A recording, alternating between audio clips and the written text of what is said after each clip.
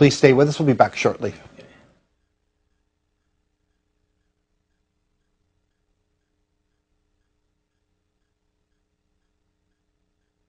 Thought it should have meant, namely that the state will not interfere in religions, except of course to maintain public order, and will be neutral to who will be in government, who will get promoted, who will get admissions on the question of religion. Certain safeguards have to be provided for the minority, because the majority is 83%, and it shouldn't swamp the minorities by majority vote in a democracy.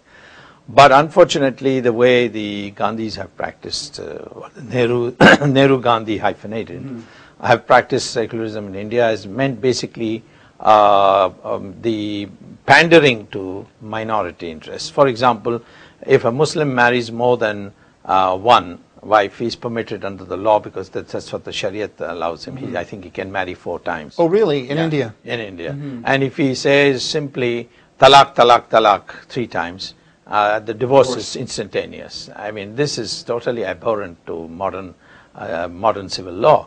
But Hindus are subject to modern civil law. There is a statute passed by Parliament which regulates Hindu marriages, but not Islamic marriages. We say, why should there be 2 laws in the country? Similarly, in the state of Kashmir, Hindus cannot go and settle down in the state of Kashmir and start businesses there and so on, because the Jawaharlal Nehru said that the Muslim proportion should not be reduced by people coming from the rest of India to occupy lands there. So there are a lot of discrimination against the Hindus, and therefore secularism has got to be discredited. This is interesting, because in a nation that is, well, the homeland for at least 4 faiths, I think Jainism, Hinduism, Buddhism, and Sikhism, and is a homeland to the Zoroastrians and other religions, it strikes me as the challenges are immense anyway, because it's a polyglot nation. You're in government, you've been the president of a political party since 1990. What are the challenges that face you?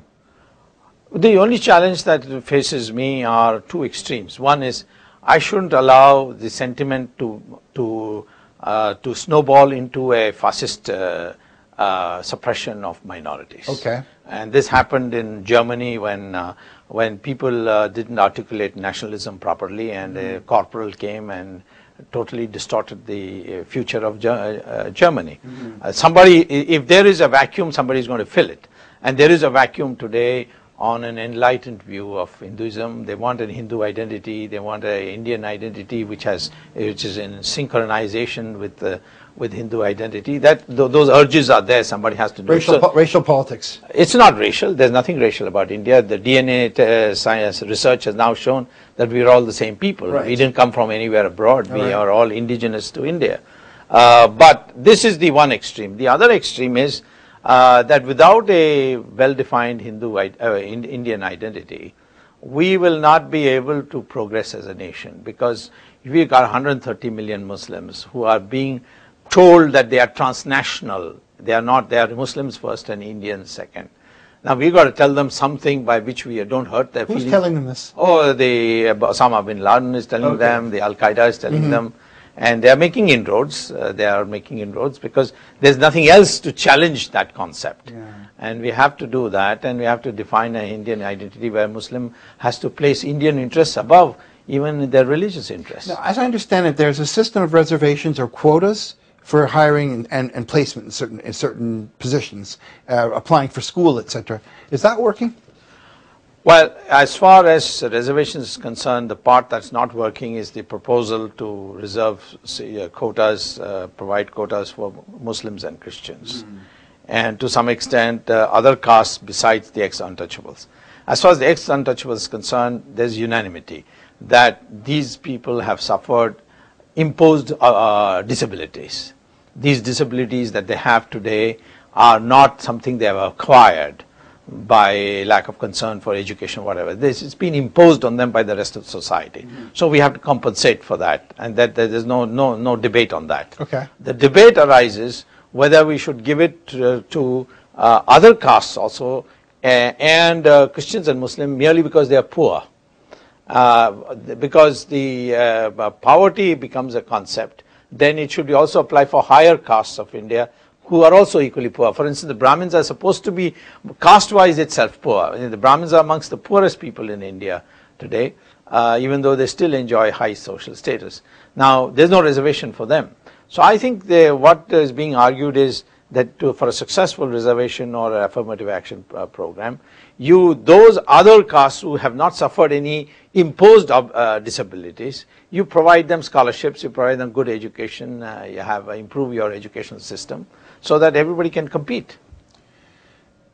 This form of social engineering, such as you have it now, has it worked? It has it will not work. It has worked in the sense for the scheduled caste, it has made a lot of difference. A lot of people have come in high places. We have had a president who's from the ex-untouchable caste. We have now Chief Justice of the Supreme Court who's from the ex-untouchable caste. Now the Chief Minister is not only a scheduled caste, but she's also a woman in the state of Uttar Pradesh. So we have scheduled caste climbing up the social ladders all along the way. And that's happening, maybe not fast enough, but certainly happening about as fast as the system can bear. Mm-hmm. But where it is not working is the attempt to give reservations to these non-imposed disabilities. So, for example, I could be a person's a Brahmin, and my family could, for 2 or 3 generations, have been disadvantaged economically, yeah. And the deck is stacked against me. Yes, it is stacked against you because you can't afford a good school, and you can't therefore compete in competitive exams for the IITs and the IIMs. Mm-hmm. So the question is, the Brahmin says, what have I done? I mean, that I should be discriminated. Why the Muslims and Christians have ruled the country for 1,000 years together, sequentially, and they are to get reservations, but not me. So that's where the tension is arising. Thank you, Dr. Swamy. Faith Journal continues after this break.